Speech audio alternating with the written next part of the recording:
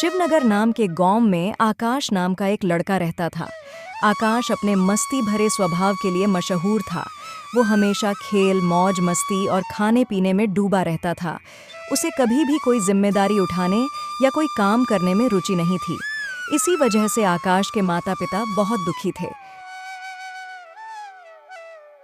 एक दिन आकाश के पिता सुरेश जी ने बेटे की इन आदतों से परेशान होकर उसे डांटने का निश्चय किया। आकाश, तुम ऐसे कैसे हो सकते हो? तुम्हें सिर्फ मस्ती और खाने की ही फिक्र है। क्या तुम कभी कोई काम नहीं करोगे आकाश? बाबा, मैं अभी छोटा हूँ, आप इतना गुस्सा क्यों कर रहे हैं? अब तुम बच्चे नहीं रहे हो। हमने सोचा था कि बुढ़ापे में तुम हमारा सहारा बनोगे, लेकिन अब ऐसा लगता है कि हमें ही हमेशा तुम्हारी देखभाल करनी होगी। बाबा, मैं अभी छोटा हूँ, मुझे एक और मौका दे दो, मैं आपकी सारी चिंताएं दूर कर दूंगा। मुझे कुछ नहीं सुनना। अब से तुम इस घर में नहीं रहोगे। मैंने कहा ना, अब बस तुम मेरे सामने से चले जाओ, तभी तुम सुधरोगे। आकाश निराश होकर घर से बाहर चला गया। सड़क पर चलते चलते वो एक घने जंगल में पहुंच गया और बहुत थक गया। तभी उसे पेड़ों के बीच एक पुराना मंदिर दिखाई दिया। थका हुआ आकाश मंदिर में जाकर विश्राम करने लगा, लेकिन उसकी नजर भगवान के पास रखे केले और मिठाइयों पर पड़ी। तभी वहां के पुजारी दयानंद जी बोले, बेटा, तुम यह सब खा सकती हो। दान से किसी की भूख मिटे तो वह दान सफल होता है। धन्यवाद पुजारी जी, मुझे बिना अनुमति के खाना ठीक नहीं लगता, लेकिन मुझे बहुत भूख लगी है। रुको, मैं तुम्हारे लिए और भोजन लाता हूँ। कहते हुए पुजारी जी ने उसे और भोजन दिया। आकाश ने भोजन खाया और फिर थककर वहीं सो गया। शाम होते ही पुजारी जी ने उसे जगाया। बेटा, अब अंधेरा होने वाला है, क्या तुम्हें घर नहीं जाना? आकाश का मन भारी हो गया और उसने पुजारी जी को अपनी पूरी कहानी सुनाई। पुजारी जी, मेरे पास रहने की कोई जगह नहीं है, क्या मैं कुछ दिनों तक यहीं रह सकता हूँ? मेरे माँ बाप ने भी मुझे घर से निकाल दिया है। पुजारी जी ने जवाब दिया, हाँ बेटे, तुम यहीं रह सकते हो।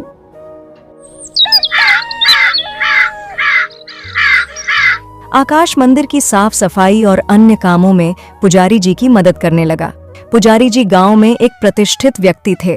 उनका आशीर्वाद लेने के लिए दूर दूर से लोग आते थे और काफी उदारता पूर्वक दान भी दिया करते थे। हालांकि जैसे जैसे समय बीतता जा रहा था, पुजारी जी के स्वास्थ्य बिगड़ रहे थे। ये बात आकाश ही ध्यान में आ गई और उसने पुजारी जी से पूछा, पुजारी जी, आप अस्वस्थ हो गए हैं और अब लोग भी कम आते हैं। आपके जाने के बाद मेरा क्या होगा? पुजारी जी, आप जैसे बड़े पुजारी से मिलने, आपका आशीर्वाद पाने और दक्षिणा देने के लिए तो दूर दूर से लोग इस घने जंगल में आते हैं और इसी वजह से हमारा जीवन चल रहा है। लेकिन आपके जाने के बाद यहाँ कोई भी नहीं आएगा और फिर मेरा क्या होगा?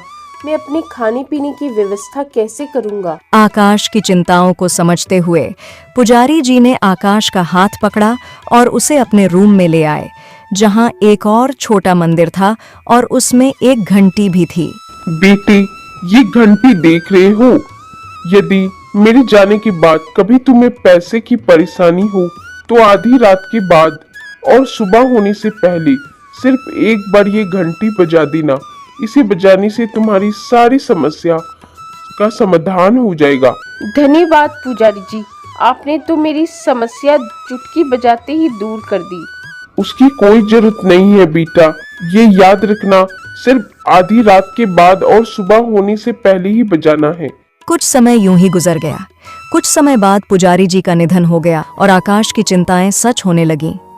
मंदिर में लोगों का आना लगभग बंद हो गया और आकाश ने सोचा, अब मैं क्या करूंगा? पुजारी जी तो चल बसे।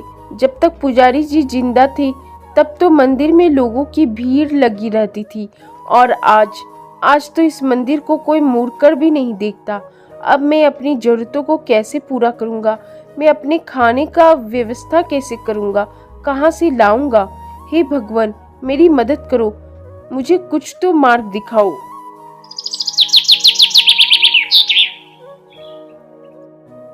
फिर उसे पुजारी जी की बताई घंटी के बारे याद आया। अरे मैं पुजारी जी की ये बात तो भूल ही गया था। बाबा ने मुझसे कहा था कि जब मुझे पैसों की जरूरत होगी तब मुझे ये घंटी बजानी है। मैं इसे बजा कर देखता हूँ। अरे नहीं, मैं इसे अभी नहीं बजा सकता। पुजारी जी ने कहा था इसे आधी रात होने के बाद और सुबह होने से पहले बजाना है। ठीक है, आधी रात होने में कुछ ही वक्त है, फिर मैं इसे बजाऊंगा। और आधी रात होने का इंतजार करने लगा। आखिरकार उसने पुजारी जी की दी हुई घंटी को आधी रात के बाद बजाया और उसे सोने के सिक्के मिले।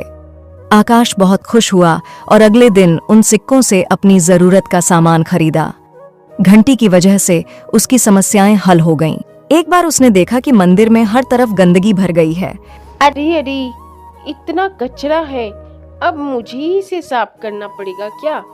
लेकिन साफ करने का क्या फायदा? मंदिर में अब तो लोगों की भीड़ नहीं है और ना ही कोई देखने आने वाला है। जाने दो ना, ये सब काम नहीं करूँगा। अब तो मेरे पास पैसा भी है। लेकिन धीरे धीरे उसका लालच बढ़ता गया। एक दिन उसने सोचा, जब ये घंटी मेरे पास है तो मैं अमीर बन सकता हूँ। आकाश की नजर शाम से ही घंटी में थी, लेकिन वो रात होने का इंतजार करता है। आकाश ने आधी रात को घंटी बजाना शुरू किया और उसे बहुत सारे सोने के सिक्के मिले। लालच में वो घंटी बार बार बजाता गया और उसे ध्यान नहीं रहा कि कब सुबह हो गई। और तभी अचानक सारे सिक्के गायब हो गए और घंटी भी चली गई। आकाश को एहसास हुआ कि उसने गलती की है। पुजारी जी की चेतावनी के बावजूद उसने सुबह होने के बाद घंटी बजाई थी। अरे ये मैंने क्या कर दिया? मैं पुजारी जी की बात भूल गया। मैंने सुबह होने के बाद भी ये घंटी बजाई। अब उसकी सारी मेहनत बेकार हो चुकी थी। कहानी का संदेश, जब हम जरूरत से ज्यादा पाने की चाह रखते हैं तो जो कुछ हमें मिला होता है वो भी खो बैठते हैं। व्यक्ति को संतुष्ट रहना चाहिए और मेहनत और समर्पण से जीवन में आगे बढ़ना चाहिए।